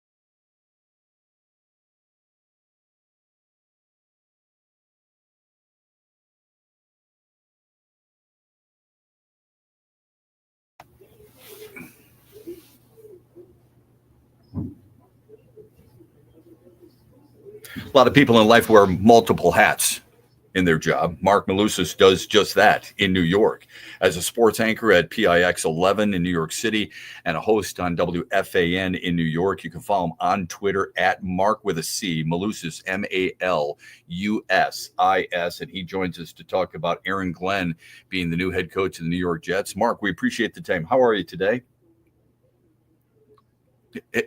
Hey, I'm doing great. Thanks for asking. I appreciate it. All the best to you and your family. What did the Jets need, and what do you think, how they accomplished that by hiring Aaron Glenn as their next head coach to a 5-year deal?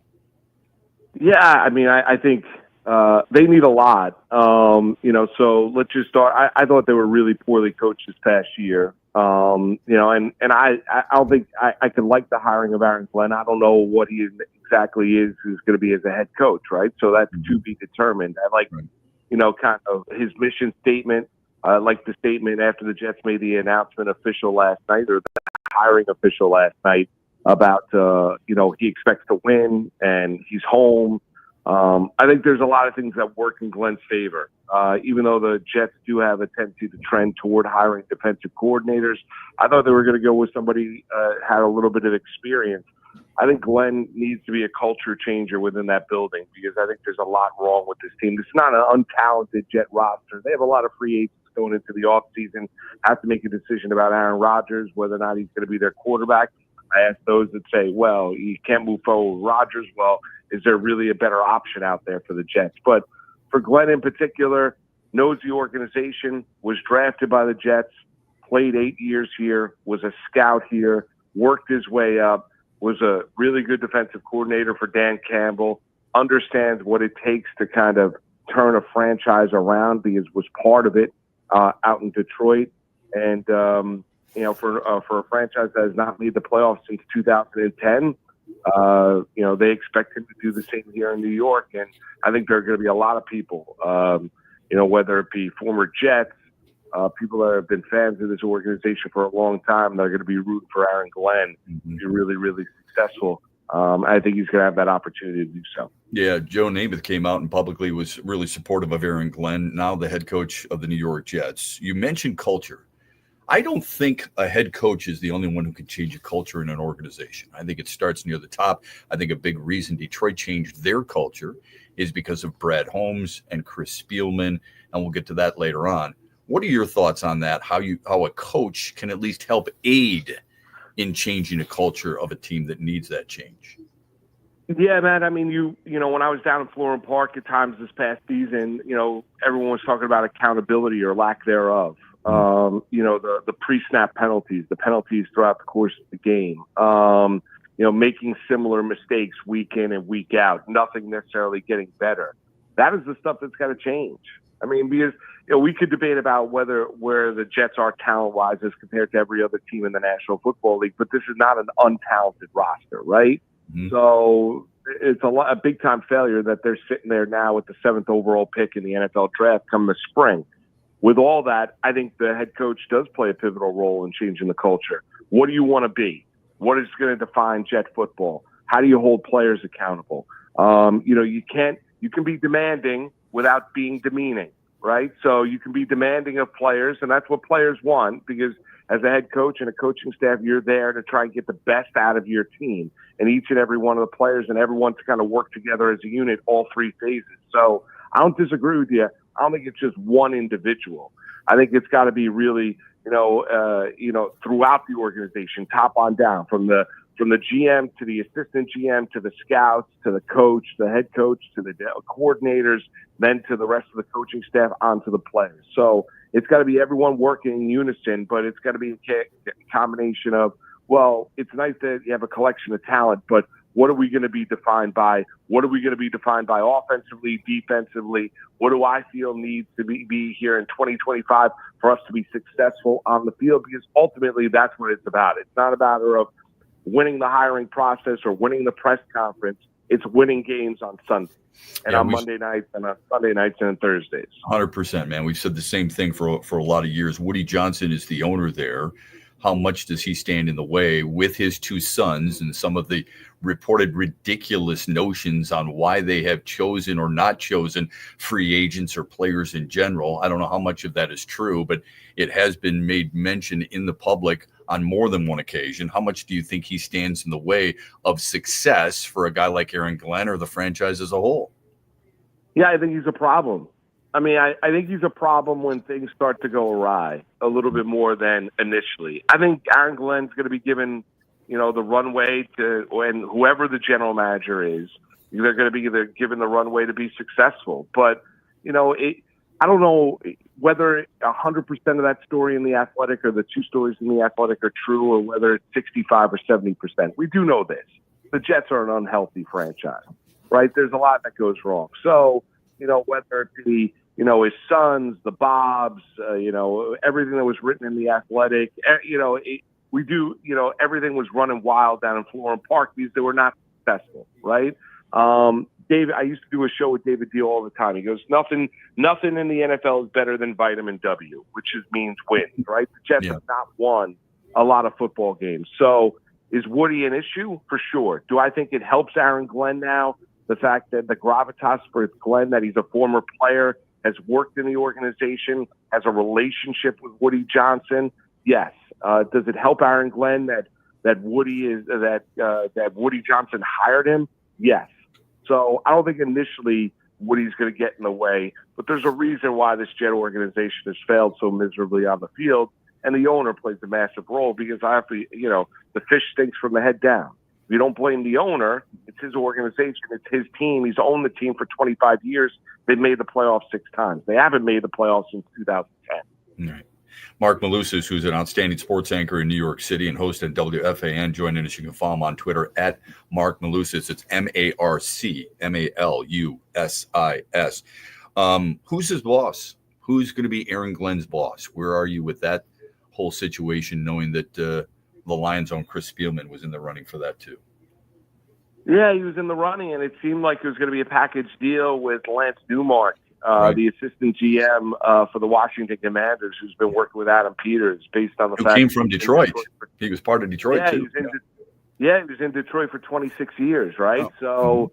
So, that seemed they were both in the building Tuesday down in Florham Park. It seemed to be that's the guy that Glenn wanted to work with. Glenn got a deal done on Wednesday. And the Jets reportedly last night opened up the GM search once again. So I don't know where they're exactly going to go for that general manager. I wouldn't be surprised if they circle back. It ends up being Lance Newmark. I know people have looked at the assistant GM with the Philadelphia Eagles as a possibility. They interviewed about 15, 16, I think around that number for the GM position. But it seemed like everything was pointing toward Lance Newmark, which I wouldn't have loved, because I think it's got to be a scenario, and I'm not knocking Lance at all, but I think it's got to be a combination of I'm hiring the best GM candidate, I'm hiring the best head coaching candidate, and specifically, I'd rather hire the GM first than him be part of the head coaching search, because that's a healthy organization, rather than hiring the head coach and then hiring the general manager, because I want to make sure everybody sees eye to eye, and ultimately I'm hiring a general manager for his vision of how he's going to put the team together. And then I need to hire a head coach that's going to be properly to be able to use that talent to win games on the field. I agree 100%. I think that's the logical way it goes. The only pushback I would give you is we don't know who the best general managers are. Who would have known Brad Holmes would have been as good as he's been with Detroit? Everybody wanted Eli Wolf when he came out of Green Bay. And how did that work out? We don't know who's next in line. We think we know who's next in line for coaches, but how many of us truly follow the front office personnel and what they're in charge of and what they're responsible for and how they work their way up that proverbial ladder? You know what I mean?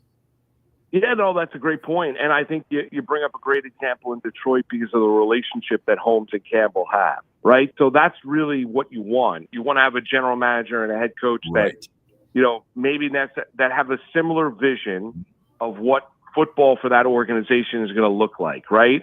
And then make the best use of those assets. So I think that relationship in Detroit has been spectacular. I think that's what other teams kind of dream about. Even though the Lions had a disappointing exit this year with the loss of the Washington Commanders, I think that's what the Jets are in search for. Listen, the Jets are in search of any sort of relevancy, right? My mom and dad used to talk to me all the time. Crawl before you walk, walk before you run, right? Mm-hmm. You can't think about winning the Super Bowl without having a winning season. You can't think about making the playoffs without having a winning season.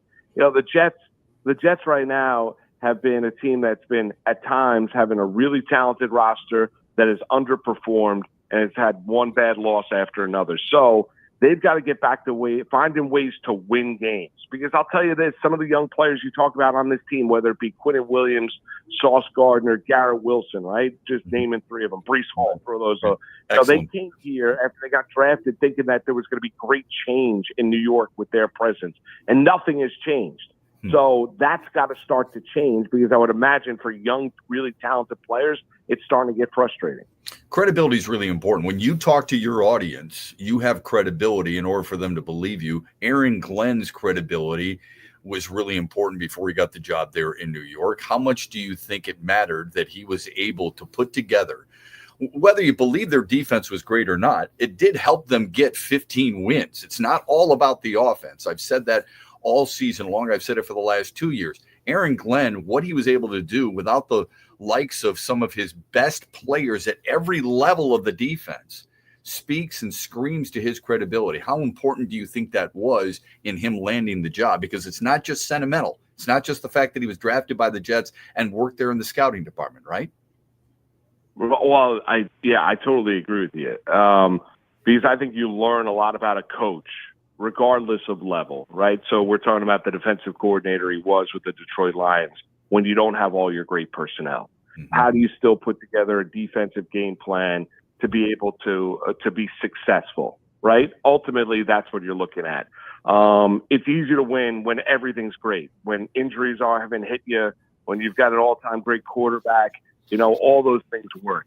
I think what you learned in Detroit, and Glenn will take what he learned from Detroit over to New York, is that, the messaging from Dan Campbell, no excuses. And I think, for Glenn, I think that played a role. What he did when he lost one big-time player on defense after another to season-ending injuries, I think that plays a role. I think his relationship, his ability to communicate with players, what the expectations of those players are, the fact that he's a former player, the fact that he played in New York, understands the marketplace, the fact that he's a former scout for the organization, and the reputation that Aaron Glenn has built around the National Football League is really tremendous. You know this as well as anybody, because you guys have lived it, right? I mean, just because you're a really good coordinator doesn't mean you're going to be a really good head coach. Hi, Eric Mangini, right? Okay, so Robert Saleh was a great defensive coordinator with the San Francisco 49ers, right? But he was terrible as a head coach with the New York Jets. I don't know if that's who he is. I don't know if he's strictly going to be a coordinator moving forward, because there's a lot of guys who've gotten second chances, okay, after failing as a head coach the first time. Pete Carroll's a really good example. What went wrong for Robert Saleh, and how might he fit as a DC in Detroit, taking the place of a guy like Aaron Glenn? Because I'd love to see something like that happen, because his track record is pretty damn good from a defensive standpoint. Listen, I think Saleh is a tremendous defensive coordinator. I think in terms of handling the entire team, in-game decisions, game management, I think that's where Saleh failed. I think Saleh at times wanted to be, too close to his friends. I think, you have to have an edge to you as a head coach in the National Football League. I'm not talking about, being demeaning or anything like that, but, you can't be the nicest guy in the room. Right. Demanding. It's okay to be demanding. Yeah, that's right. Of course. Right. And holding players accountable. That's it. Right. So we all know it's a players' league, but your job as head coach is to get the best out of those players. Right. So whatever way you go about doing it. Do I think Saleh? I think you see the results. Look, Matt, look at when they fired Saleh and this past year, and look at the regression of the Jet defense after they fired him. There is no question about it. I'm not telling you that Saleh was a great head coach. He wasn't. He was terrible, right? But what he was great at was game planning and helping Ulbrich out in that defensive room. And so you saw a massive regression in the Jet defense as the season went along. Do I think you'd be do I think you'd be a great hire with the Detroit Lions to be the defensive coordinator? I don't think there's any doubt he would.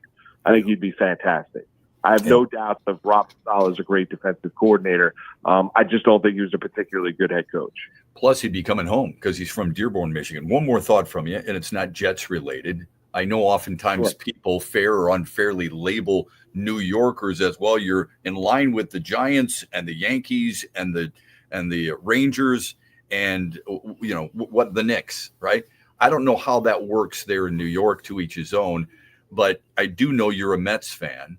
How excited are you for the upcoming baseball season and to talk baseball on a regular basis, knowing that Steve Cohen has thrown even more money into this franchise and they expect to be a World Series threat?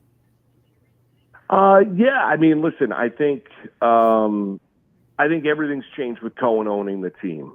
You know, he's the richest singular owner in baseball. He's worth about $22 billion. He's not necessarily going to go play nice. You saw him in the negotiations to go get Juan Soto. Mm-hmm. You know, that deal is going to be worth north of anywhere between $820, $830 million if he's here for the entire 15 years.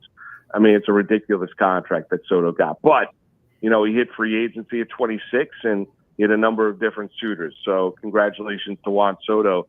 Yeah, I think for all the years that you watch Fred Wilpon, Jeff Wilpon, Saul Katz operate as a mid-market team in New York, I think that's the complete difference here with Steve Cohen owning this team. He wants to win. He wants to be aggressive.